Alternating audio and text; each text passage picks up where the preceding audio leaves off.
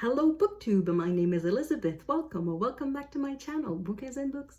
This is my May of the Moderns wrap-up. May of the Moderns is a wonderful event hosted for the last time. Sadly, this was the last year by Margaret Pinard. So if you don't know her channel, I'm going to leave a link in the description box below.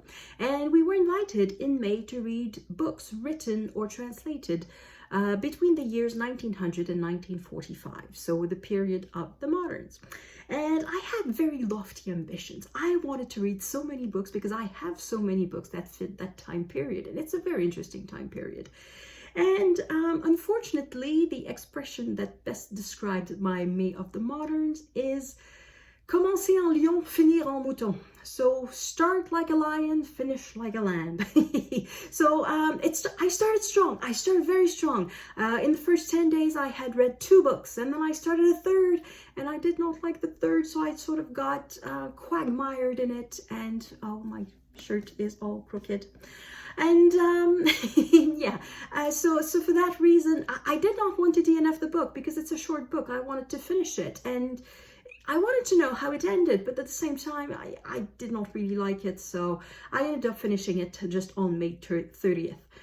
So it's my last book of May of the Moderns. So the 3 books are these 3, this one, and this one. They're all in French. Originally, only this one is in French, the other 2, one is in Italian, and the other one was in Chinese. In English, their titles are Claudine at School and Nothing. These 2 are not translated in English, so yeah, I'm sorry that I didn't know.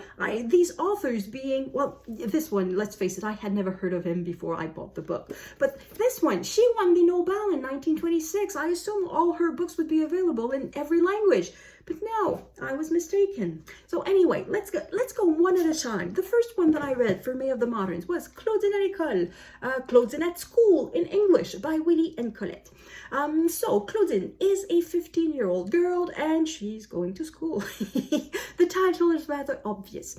So this book was published originally as a candidate for the readathon Garb August, where we are invited to read very commercial fiction. So it started its life as a commercial fiction for the simple reason that Willie, this author, is, or whether was, because he's dead now, he was at the head of a writing workshop. He wrote a lot, or rather he put his name on a lot of writing. It doesn't mean that he wrote it himself, and that was the case for Claudine. So this is a series. This is the first of four books written like close to one another in a short time frame, and then there was a 5th book written only by Colette, which happened later. So the first 4 books, what happened was that the author Colette, perhaps she's the most famous of the 2. She's the one whose works have endured. So at the time she was a young bride, I guess, and her husband was a writer, Willie, and he wrote a lot of things. He was very popular. He wrote commercial fiction for the most part. I've read nothing just by him. He's today, if he's read at all, I think it's only for this collaboration with Colette for the Claudine series. And what happened was that Colette decided to write something, and it was published under the name of Willie. And then Willie was her husband. Did I mention that? I think I did. So eventually they divorced, and Colette decided to reclaim the copyright of her Claudine series because that made a lot of money. It was a hit. So it was a series of 4 novels. It was also turned into a play with this actress, and it was a hit, and there was some sort of Claudine craze. There was a bunch of how do you call them, marketing products, like there was I don't know, notebooks and pencils with the image of Claudine, chocolates and perfumes and creams and beauty products with the image and the name of Claudine on it. So it made a truckload of money. Officially, because it was printed just under the name of Willie, it was just the husband who made the money. And after they had divorced, Colette wanted to reclaim the copyright, saying, I wrote this, it's my character, it's my book, it should be mine. And the judge decided that no, Willie had also made some interventions that were significant. So maybe it was Colette's idea, but the result was both a product of Colette and Willie. So that's why it's published still today under the name of Willie and Colette, even though it's quite accepted that the major contributor, the major creator of the character and of the book was Colette. So our little Claudine is in her village school. She's not in a boarding school. That's the word I was looking for. She's not at boarding school. She stays home and goes to school every day. However, there is a part of the school that is a boarding school, but she's not in there. And our little Claudine is a bit, I don't want to say older for her age, but I guess that she is. She was raised by her father because her mother died when she was rather young, and her father is a scientist. He is obsessed with slugs, so he's a naturalist. He always thinks about that and writes about that, and he has no interest in anything else. So he's always a bit in the clouds, his head, or in the ground rather. But that means that Claudine has a free rein, that she can do pretty much whatever she wants, and she does whatever she wants. And she's a very interesting character. She has a temper. She can be cruel sometimes. She can be mean, but she can also be very loving, and she's very passionate, and she's smart. So that makes a very interesting character. What happens to her in this book is not that interesting. Let's face it, it's a beginning, it's a debut, it's just setting the character. So our little Claudine somehow falls in love with the assistant teacher, who is a woman. And they somehow have a relationship, and it's a question of jealousy between Claudine and the assistant teacher, and then there's the head teacher who's also in love with the assistant teacher, and then there are other students, other pupils, and then there are other teachers on the male side of the school, and then there's also a doctor, libidinous doctor, who comes to examine the girls, and there's a lot of sexy stuff going on, which I suppose was interesting at the time, but nowadays some of it is a bit uncomfortable.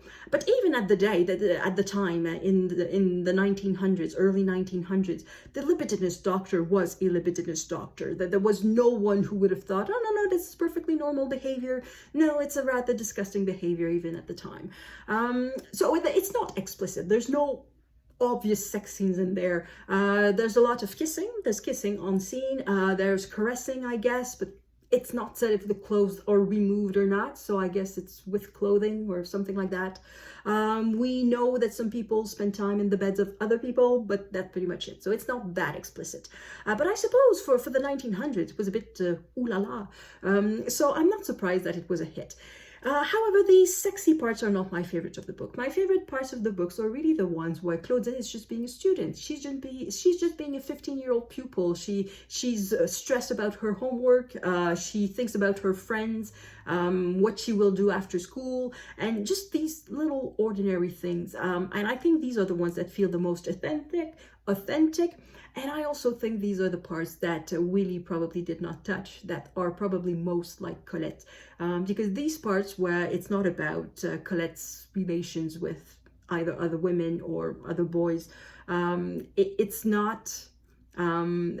They feel more sincere. They feel more in line with the later works of Colette that I have read. So that's why I like more the last part of the book, because it starts a lot with the sexy stuff, and then at the end it's more school stuff, and I think the school stuff is more interesting and it's more fun. But anyway, this is a series of 4 or 5 depending on how you count, and I intend to read the others, so it was very interesting. The next one that I read was this one, and it's not translated in English, to my great surprise. Because, as I said, the author won the Nobel in 1926, so why wouldn't all of her works have been translated by now, 100 years later, or almost? And I don't know what happens there. I don't know if it was a controversial Nobel Prize, or because she was a woman, editors at the time did not care, or nowadays still do not care. I don't know. But this is the 4th book by that author that I read, and I love them all. And I think this one is my favorite so far. And I think in total there are 5 or 6 of her works that are translated in French, and she wrote dozens and dozens. She wrote a lot. I think she wrote 45 books, novels, and there's just 5 or 6 that are translated in French, and I think in English it's about the same number, though not exactly the same books. So with a bit of luck I may be able to read like 8 books by this author without having to learn Italian, but that's an option. I could learn Italian. So this book, this author, perhaps I should talk about the author more than the book because you have more chances of reading something else than this. The author, she writes books set in Sardinia. She writes about families. If you like books that are more understated, I guess. It's all about the psychology of the character. It's all about their feelings, about their dilemmas, their internal lives. We are really inside the head of the characters in her books. And in this book, we are inside the head of the main character because it's written in the first person. So this character is a young bride. She has just married her husband. She's on the train to reach her honeymoon, the destination of her honeymoon.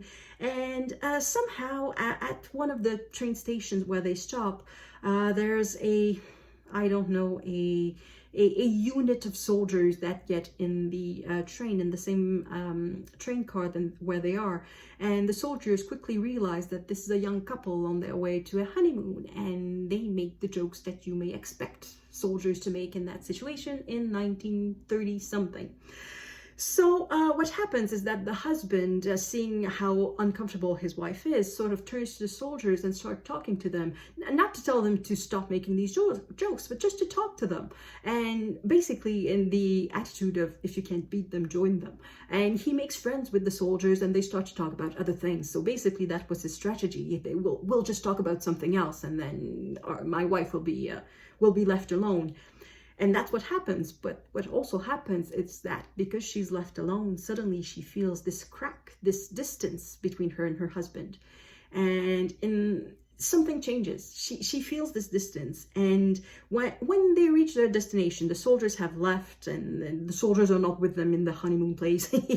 But when they reach the destination, there's also another hiccup. The house that the husband had rented is not ready. It's all dark. There's no key. There's nobody to receive them. So he says, okay, just stay there. I'll go check what happened with the owner of the house, who lives just a little bit farther away, because this place where they are staying, it's a village that is sort of nested between the coast and the mountains, like you have a lot in Italy. It's like a fisherman's village, basically, that is near the ocean, and then just a bit above you also have houses.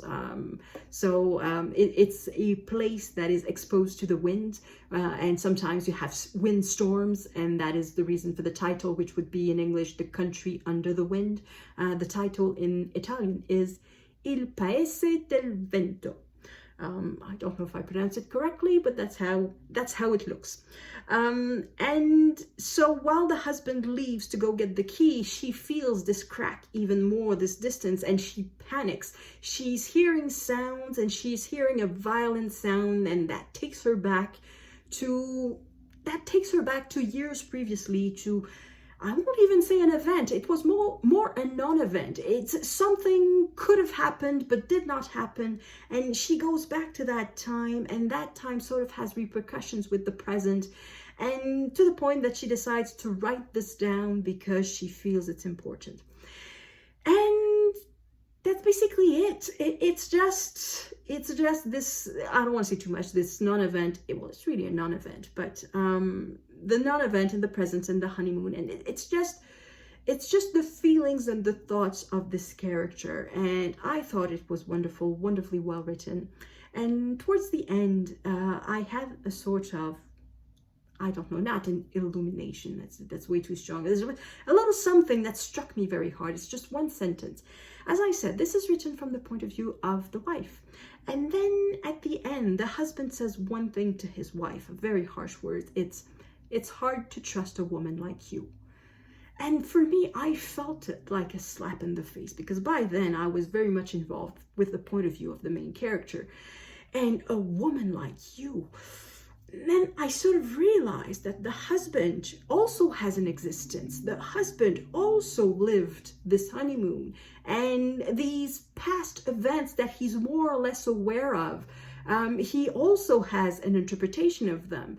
And yes, this one sentence, I sort of realized, oh my God, there's an entire novel that could be written from the point of view of the husband too. The husband was a real character and had his life throughout, even though we have strictly the point of view of the woman. the husband also had his point of view, also had his version of events. And I thought it was wonderful. I thought it was great. And now I'm wondering, did I miss some things? Did I miss some clues about the attitude of the husband and what he thought?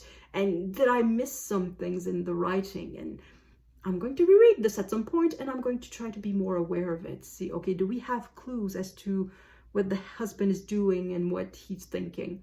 So I absolutely love this book, one of my favorite books so far this year, and I'm very sorry that it's not translated in English. So these first two books I read within like 10 days of May. And then I started a third book because I was on a roll. Yes, let's go. Let's continue reading. And I picked up this book, which is also rather short. It's all these books are rather short. I think that helps a little bit to start like a lion. So this one is 250 pages. This one is it's 150. And this one is 240 pages. But there are small pages. This even the size of the book, I think, is smaller. So yeah, the margins are wider and the font is bigger, so they are small pages, even though it's 240 pages, including about 30 pages of introduction. And that was the best part of the book. And that's not a good thing when the best part of the book is the introduction written by the translator. So in the introduction, I learned a whole bunch of interesting things about the author and also the time when he wrote. This period of 1900 to 1945 that Margaret chose for as the modernist period, it is extremely important in Chinese literature because it is during that period that the old rules of literature were abandoned. Because apparently, I don't read Chinese and I haven't read a lot of ancient Chinese literature or literature from before 1910, I think, or before the 1900s, let's just say that. I haven't read a lot. I think I've read none. So I cannot really compare. But apparently they had these very strict rules as to what could be written and what was literature. And I wish I knew the year. I should have remembered that.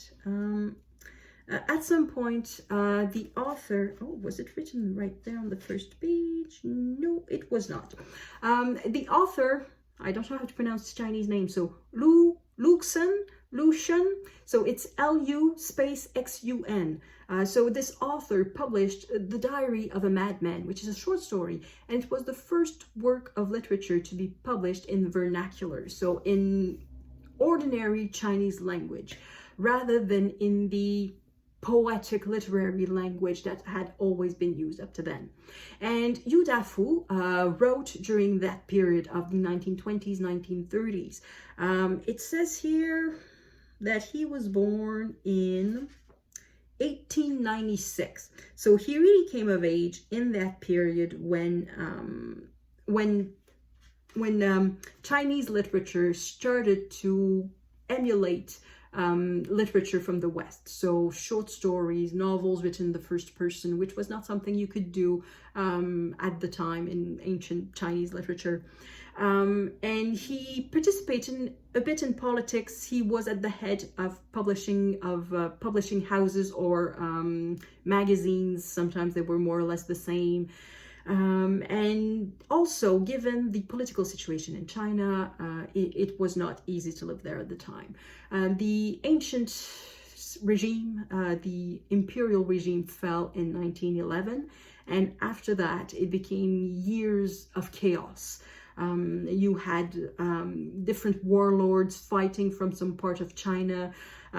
Sometimes they were supported by foreign powers such as, I don't know, the Japanese. Sometimes they were supported by the communists. And there was this almost never-ending civil war that was going on until the communists took power in 1948 or 49. So Yu Dafu, and I should say Yu, so Dafu is the first name, so Yu, that's the last name. He wrote short stories and published in magazines in the 1920s and 1930s. And these short stories in this book, so in this book we have one novella and two short stories. And there's just one of these three things that is translated in English as far as I can tell, and that would be the short story The Past, which in French is also called The Past. So I'm pretty sure it's the same. The other one I don't think is translated. And it was not that good. It was very dry. It was a narration style that was extremely dry because I don't know on what to blame it. Do I have to blame it on the fact that there was no Chinese literature that was not extremely formal before the 1910s? Or is it really the style of the author? Or I don't know what to blame it on. I don't think it's the translation. It's not the translation, because the dryness of the style is not in the words. The dryness is in the way the story is told. And in English, we say show, don't tell. And this story is all tell. So for a person to have, so the main character of the novella is a young woman. When we meet her, she's 14 or 15. There's something similar with Claudine à l'école. She discovers her sexuality with her classmates who are all women. So there's a bit of lesbianism going on, I guess. And I guess. The reason why I say I guess is that I'm always a bit uncomfortable whenever a grown man writes about the sexuality of young women. And when he takes time to mention their development, their breasts or something, it's, I don't know. I'm always a bit uncomfortable. So how realistic is it to, how comparable or how valid is it as an experience of first love, of first lesbian love? I don't know. I have doubts. But anyway, it was very dry. All this this style. So as I was about to say, the way we knew that the main character was in love with another one was that the narrator told us. It was not that we could really see it. It was that the narrator told us. And it was like that throughout the entire short story novella that is about 150 pages of this book. So this book is 240 pages, I said. So there's 30 pages of introduction and I think about 150 pages of this novella. So it doesn't leave a lot for the other two short stories. They were good. The other two short stories were very good. I very much liked them. And the one advantage that they had was that they featured grown-ups and not a young woman. And not a teenage girl, which, yes, I don't know. Sometimes I have, I guess it must be difficult to write, for a man to write a teenage girl. I guess it must be complicated. And in this one, it did not work particularly well for me. The ending of this character is tragic. By the end, I believed it. By the end, she was an adult, so she was married, and I believed it. It's really just the early part that I had a hard time buying, and that's the reason why I got stuck in this book. It was a bit like a quagmire. I did not want to continue reading it, and I did not want to abandon it either. I wanted to continue reading the book because it's just 240 pages. It should have been a couple of evenings of reading, and for some reason it took me forever to read that. So anyway, I finished it on May 30th. I just decided to give it a good go. Okay, I'm finishing this book. I'm powering through. I'm finishing it because I've had enough of this book. And I read it, and I'm happy I read it, and I will probably not read other translations of this author if they are available, because I don't think there are that many things. For one thing, he did not publish a lot. So he started publishing in the 1920s and the 1930s. Yeah, he started publishing in the 1920s and he stopped publishing in the 1930s for political reasons, mainly because it had become very difficult to publish things without being shot. And at some point he fled China, and it was when the Japanese invaded, and or a bit before, I guess he saw it coming and he decided to leave the country before it happened. And he ended up in Indonesia, and it was also invaded by the Japanese, and the Japanese forces found him, and I don't know what he had done to anger the Japanese. Probably, I don't know how much he had to do to do that, but anyway, they found him and they arrested him, and he was never heard of after that. So it's assumed that he was killed. Under what circumstances, nobody knows. His body was never found. So it's assumed that he was killed by the Japanese forces in Indonesia in 1945, I think. Let me see. There's a chronology. 1945. Oh, okay. I should have read. So that's the chronology, sort of mini biography. So Japan capitulated on August 14. Yu Da Fu was arrested on August 29. And it said that on September 17, he would have been shot or executed by the Japanese military police. So yeah, so that's what it says. So that's the story of this author who didn't write much and who is not much translated either. So that's that. So that's my May of the Moderns, which was a semi-success. Well, no, 2/3 success. 2/3. I'm going to take it. 2/3. I wish it had been more, but that's life. I'm going to read these books, the ones that I wanted to read for May of the Moderns. I'm going to read them at some other point because I don't have to wait for May of the Moderns to read a modern book. So let me know in the comments, did you participate in May of the Moderns? And if so, was it a success for you? And I will see you in the next video. À la prochaine!